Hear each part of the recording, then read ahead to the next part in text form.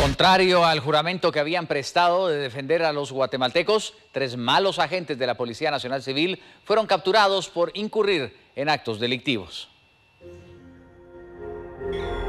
Al juzgado de paz de Retalhuleu fueron llevados 3 agentes de la Policía Nacional Civil, 2 mujeres y un hombre, que fueron capturados como supuestos integrantes de una estructura criminal denominada Jabalí. Ellos son sindicados de delitos de allanamiento ilegal, abuso de autoridad y asociación ilícita. En el interior de la subestación 15-1-4, ubicada en la colonia Eterna Primavera de Villanueva, fue aprehendido Saúl Daniel Ortega González, de 35 años. En la comisaría 34 fue aprehendida Flor de María Solís García, de 31 años, y en la subestación 34-24 del municipio de San Felipe Retalhuleu fue aprehendida Elisa Ninet Osorio Magarín, de 41 años. Las órdenes de captura fueron giradas por el Juzgado Primero de Primera Instancia Penal por procesos de mayor riesgo, Grupo D, Guatemala. Los aprehendidos son presuntos responsables de un allanamiento ilegal el 20 de noviembre del año pasado, en un inmueble en el Cantón Filipinas, parcela 21 del parcelamiento Jabalí del municipio de Santa Lucía, Cotzumalguapa, Escuintla, donde ingresaron vistiendo uniforme de la Policía Nacional Civil y acompañados de personas particulares. Y ya dentro de la vivienda y bajo amenazas de muerte sustrajeron armas de fuego, un lote de joyas, teléfonos celulares y dinero en efectivo. Por este mismo caso ya han sido capturadas varias personas en el marco de una investigación contra un grupo de tumbadores. Las amenazas a los centros educativos se han extendido al interior de la República. En Zacapa, por ejemplo, las autoridades detuvieron a uno de los supuestos responsables de extorsionar a docentes de una escuela.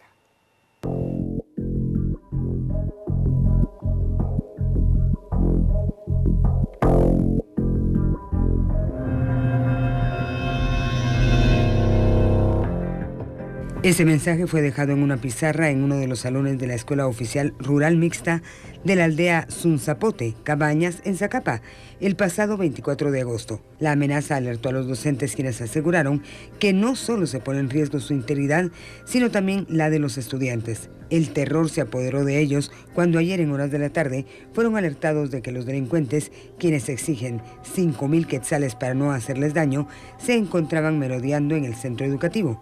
De inmediato dieron aviso a los agentes, quienes realizaron un recorrido y detuvieron a Luis Alberto Hernández Mejía, de 27 años, quien se encontraba en estado de ebriedad y amenazó con arma blanca a los uniformados. Según las autoridades, Hernández es el presunto líder de una banda de asaltantes y extorsionistas que amenaza a los docentes.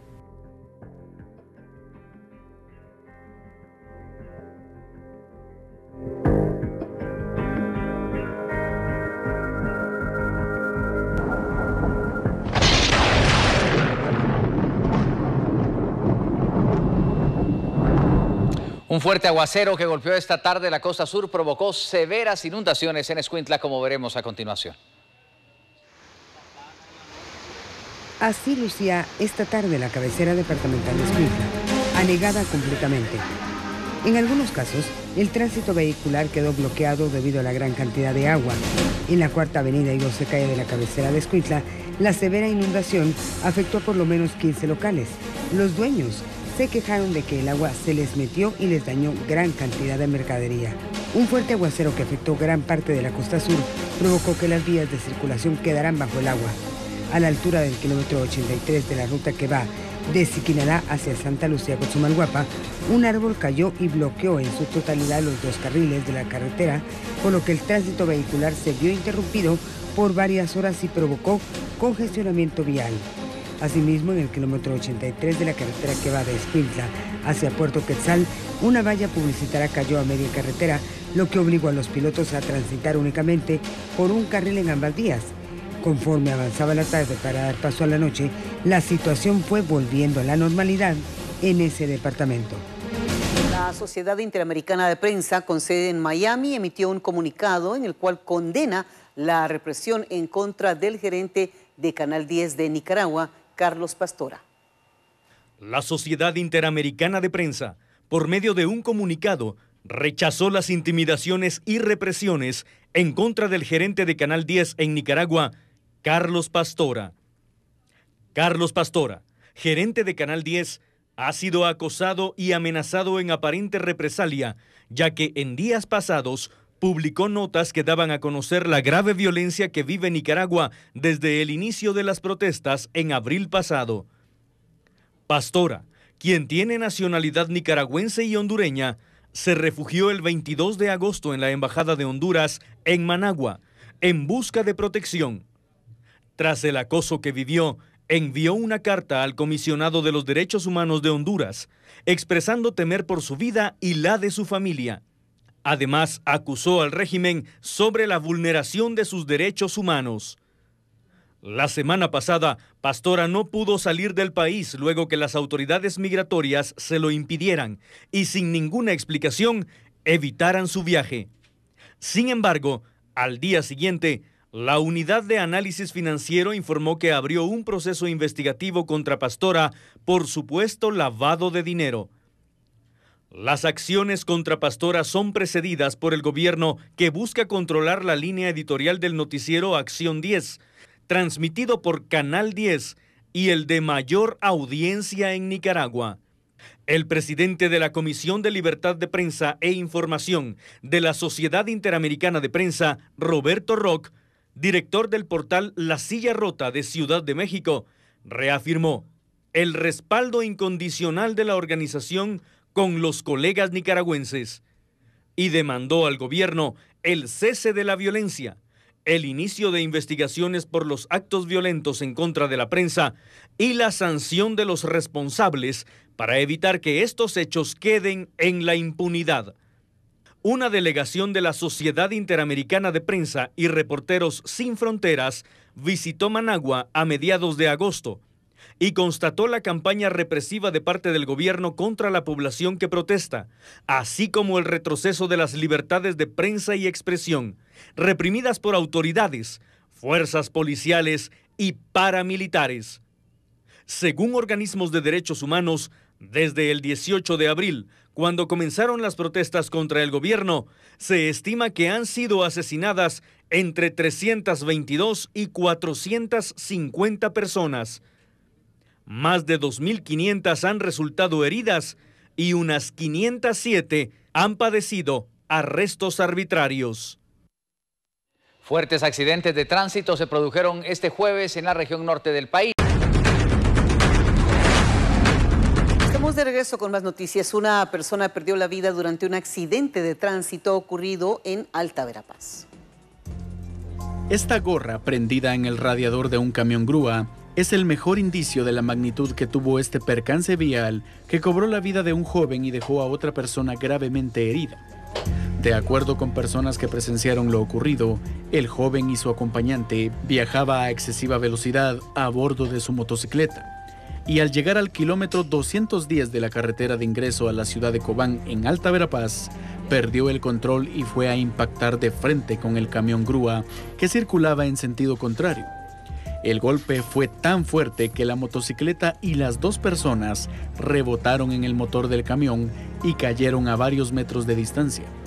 La gorra de quien iba manejando quedó trabada en el frente del camión. El joven que conducía murió al instante y fue identificado como Carlos Rodrigo Xolpacay, quien se dirigía a su centro de labores cuando sufrió el accidente de tránsito. Otro joven que viajaba como acompañante quedó gravemente herido y fue trasladado al Hospital Regional de Cobán. Una persecución por parte de agentes de la Policía Nacional Civil en Petén terminó en un mortal accidente de tránsito.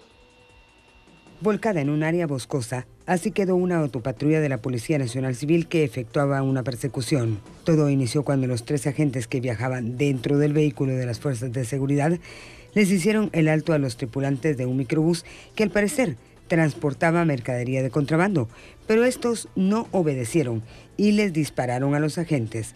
De inmediato se originó un intercambio de disparos y el microbús se dio a la fuga. Tras repeler el ataque, los agentes iniciaron la persecución para capturar a los supuestos contrabandistas, pero al llegar a un camino de terracería en un área boscosa, el conductor de la patrulla perdió el control y debido a la velocidad con que viajaban, volcó aparatosamente cayendo al fondo de una hondonada.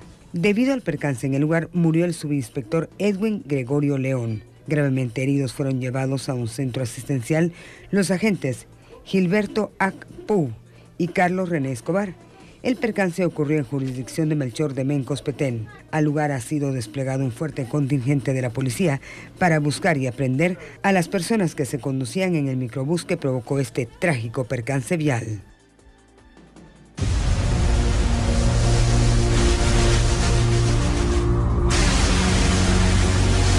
Una explosión en una central eléctrica dejó sin fluido energético a gran parte de Quetzaltenango. José Martínez nos traslada la siguiente información. Adelante.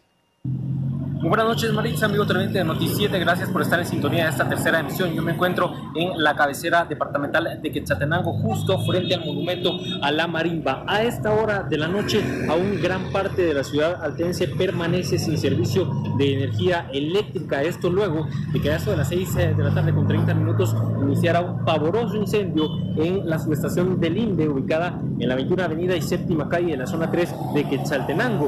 Tenemos información de que la zona 1, la zona 2, la zona 3, el sector del Parque Benito Juárez, zona 4, zona 5, Colonia Molina, Colonia Municipal, están completamente sin servicio de energía eléctrica. También la zona 10, la zona 11 y la zona 12 de esta ciudad. Podemos observar que a esta hora de la noche algunas casetas de este lugar, conocido como La Rotonda, todavía están abiertas, pero están utilizando candelas para poder iluminarse. De hecho, pues acá justamente se ubica un restaurante y una gasolinera que están con energía por plantas particulares. Esto es lo que está generando que acá haya cierta iluminación, pero hemos podido realizar un recorrido por algunos lugares como el Parque Central, también el sector de la Iglesia San Nicolás, Parque Benito Juárez, y está completamente sin energía eléctrica, completamente en oscuridad esos sectores. Se ha informado que posiblemente mañana a primeras horas de la mañana podría estar ya restablecido el servicio de energía eléctrica en este lugar,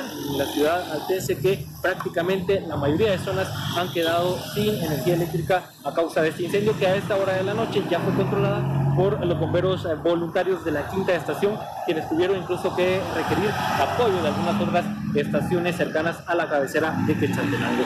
Al momento, compañeros, este es el reporte que nosotros tenemos desde esta ciudad altense. Regreso con ustedes al estudio central de Noti7. Buenas noches. Gracias por este reporte, José. Esperemos entonces que se restablezca la energía eléctrica allá en Quetzaltenango.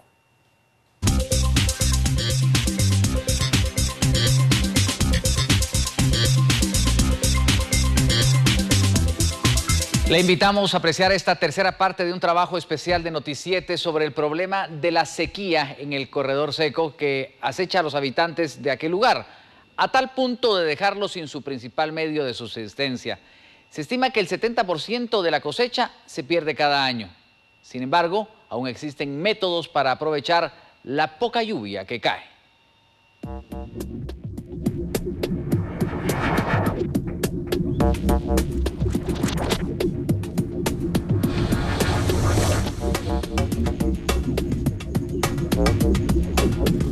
Es evidente la necesidad por la que varios pueblos de Guatemala pasan día a día en esas zonas secas del oriente, que durante años han sido su hogar.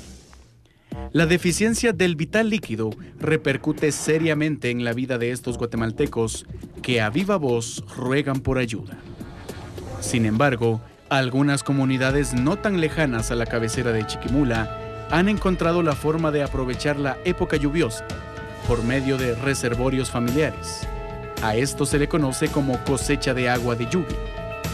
Una estrategia implementada por la Organización de las Naciones Unidas para la Alimentación, FAO, buscando el bienestar de los afectados por las 2 fases de la canícula en este 2018. Se trata de un proyecto bastante complejo y qué mejor que uno de los expertos comente su funcionamiento. Tenemos acá, es un sistema de cosecha de agua de lluvia, como podrán ver acá, a través del techo de la vivienda, donde tenemos la lámina, se colocaron unos canales de metal, ¿verdad?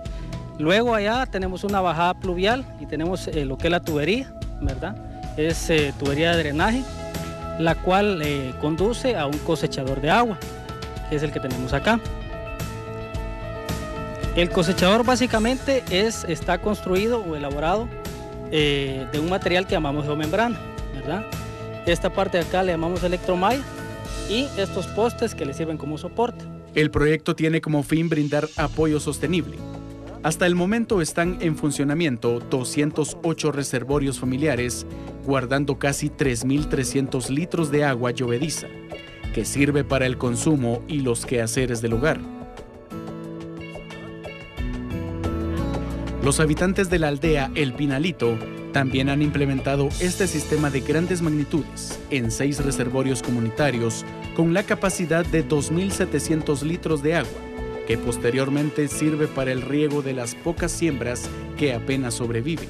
Nos dimos cuenta de que unidos sí se puede hacer cosas grandes, ¿no? Y ahora tenemos el agua estancada ahí para que las personas la puedan reutilizar y implementar lo que es la alimentación para los niños. Sin duda, se trata de una idea innovadora, pero no todas las comunidades tienen la facilidad de optar por este método. La lejanía de sus hogares y la falta de recursos económicos marcan aún más el grito de auxilio, esperando que las autoridades brinden apoyo. La mayoría de los pequeños agricultores pierden en su totalidad la cosecha, guardando únicamente la esperanza que el próximo año la lluvia lleve consigo la vida a las zonas áridas del tan conocido Corredor Seco de Guatemala.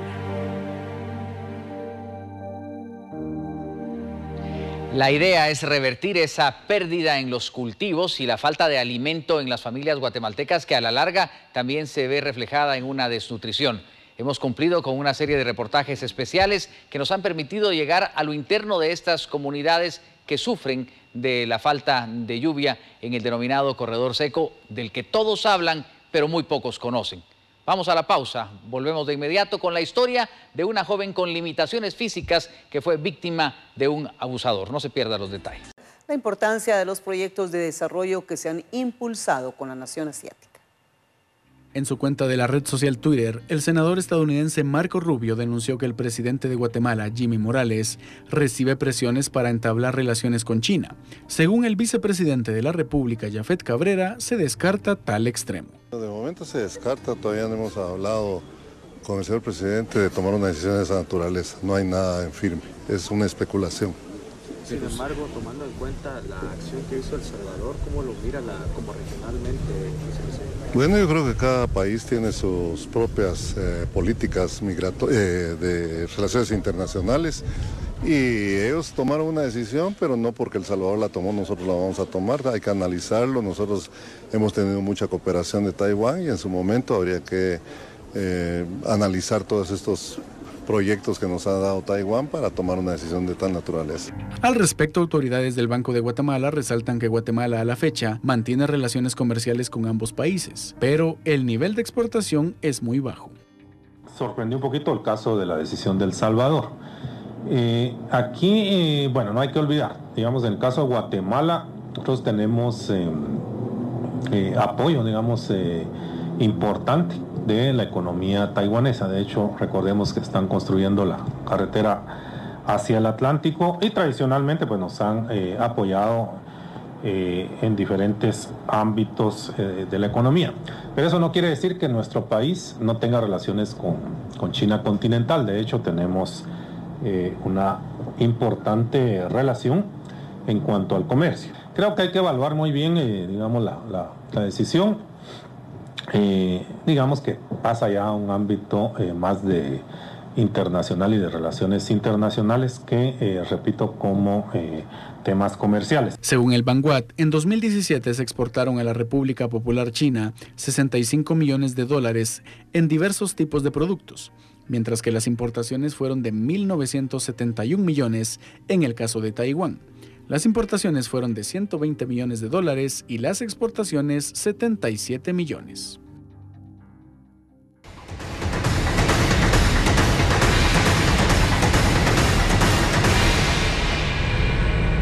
Se da a conocer una denuncia tal como lo habíamos anticipado, y es que la madre de una joven con discapacidad del habla y del oído está angustiada porque su hija fue abusada sexualmente y pese a que se abrió una investigación contra el acusado, aún no ha sido detenido.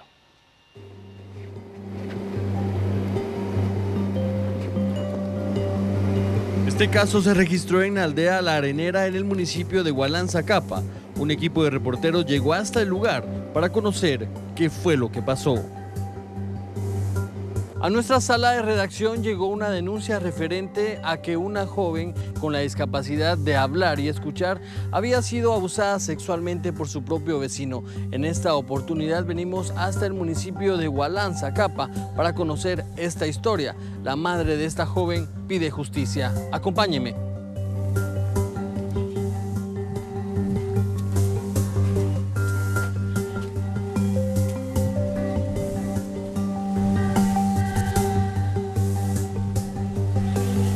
Los vecinos de esta mujer le ofrecieron trabajo a la menor de sus hijas, una joven de 20 años con la discapacidad de escuchar y hablar. Ella tenía que ayudar en las tareas de limpieza y oficios domésticos.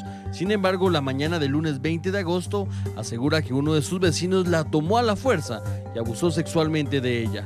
Su discapacidad le impidió gritar o pedir ayuda. Se la llevó desde su cocina al cuarto de los papás, agarrada, abrazada de atrás, con las manos así, y él atrás, hasta que la forzó y la metió al cuarto. Ella le suplicaba que le abriera la puerta y él le dijo que no. Incluso le dijo, quítate tu ropa. Y ella le cerraba sus piernas, dice, y le decía que no. Y no, y él le decía, vos sí. Y él de molesto, de plano, dice que le dijo a Roy, y él mismo le quitó su ropa. Y cuando él la estaba violando, yo llegué y entonces él fue cuando yo le toqué la puerta. Y los hallé ahí, vi a mi hija temblando.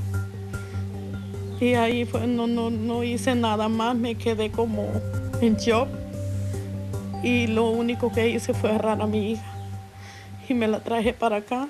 Aquí le supliqué y me decía, mamá, te amo, me decía, te amo. Y él me decía que no le hiciera nada. Y yo le dije, no te voy a hacer nada, hija, te lo juro por Dios. Solo quiero que me digas solo verdades. No me vayas a mentir, solo decime lo que pasó. Y ahí fue donde ella me dijo lo que él había hecho.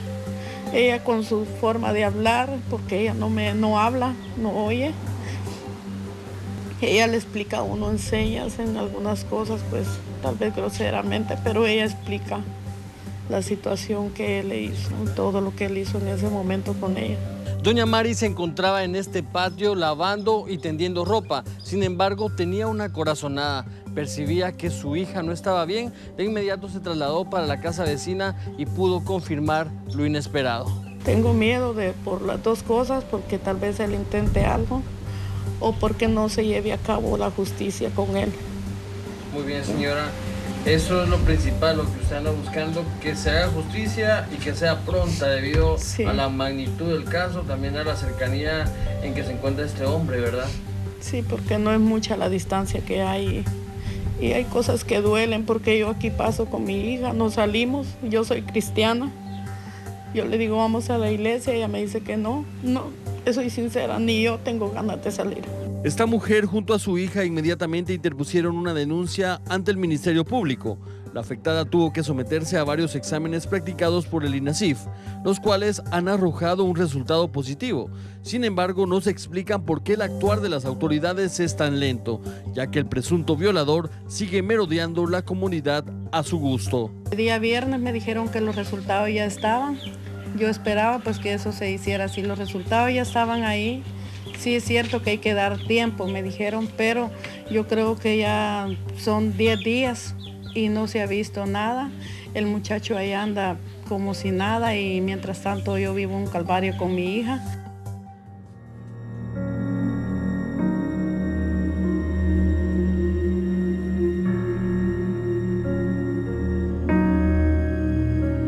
Nuestro equipo de reporteros se trasladó al centro de Hualán, Zacapa, buscando la sede del Ministerio Público. Tras de cámaras nos indicaron que sí estaban trabajando en el caso, pero se debía respetar el debido proceso. Nos trasladamos para la sede municipal del Ministerio Público, en este caso en el municipio de Hualán, Zacapa. Sin embargo, el fiscal que está a cargo del caso nos indicó que no podía brindar algún tipo de declaraciones ante los medios de comunicación porque no tenía la autorización de sus autoridades superiores. Sin embargo, se pudo conocer que este caso pues ya fue enviado a las autoridades competentes y únicamente se está a la espera de una orden judicial para poder aprehender a la persona presunto responsable de haber cometido esta violación. Con imágenes de Henry Ávila reportó Alfredo Mendoza. Bueno, vamos a una importante actualización informativa. Como todos sabemos, ha sido días de tensión entre el Ministerio de Salud y los médicos que piden un aumento salarial derivado del pacto colectivo. Sin embargo, el organismo judicial emitió un dictamen temporal a favor del Ministerio de Salud tras el amparo interpuesto por el paro laboral emprendido precisamente por los médicos de algunos hospitales. Así que nos hemos comunicado ya en esta recta final de nuestro informativo y por eso iremos directamente a conocer este mismo que nos permite de alguna manera adentrarnos en lo que podemos decir es un amparo temporal en el cual se fija a la autoridad impugnada la preponderancia de tener un amparo temporal. Es lo que se ha conocido de último minuto y de alguna manera nosotros lo trasladamos para ustedes. Aquí tienen parte de lo que este comunicado dice. Según la Sala Tercera de la Corte de Apelaciones de Trabajo y Previsión Social, se tiene por recibido el memorial y documentos provenientes de un juzgado de paz penal de faltas de turno. Tenemos precisamente en la línea telefónica, hemos logrado ya el contacto con el ministro de Salud Pública, doctor Carlos Soto Menegaso. Quisiéramos que usted nos interpretara qué es lo que reciben precisamente de esta sala, cómo se interpreta y qué procede al Ministerio de Salud. Buenas noches, ministro. Bueno, buenas noches, muchas gracias. Vean, este es el amparo que interpusimos el día de ayer en contra de los médicos de la Junta Directiva del Hospital Roosevelt, en el cual lo dieron con lugar el día de hoy, un amparo provisional que lo que busca es que los médicos comiencen a atender a la población a la brevedad posible cuando sean notificados. Yo pienso que los notificarán hoy o mañana y a partir de ahí tienen que comenzar a trabajar y atender a la población guatemalteca, que obviamente requieren de la atención médica de los médicos del Hospital Roosevelt. Doctor Carlos Soto, muchas gracias por esta comunicación. Ya tendremos el tiempo y seguramente ustedes la posibilidad del seguimiento, pero ante este amparo seguramente ahora la población podrá regresar a ser atendida en la consulta externa, que es la que se había frenado ante esta disposición. Así que le agradecemos su participación. Por efectos del tiempo, vamos a ir a la última pausa comercial para volver ya con nuestra despedida. Noticias de esta noche de jueves, que la pasen de lo mejor. Buenas noches, hasta mañana.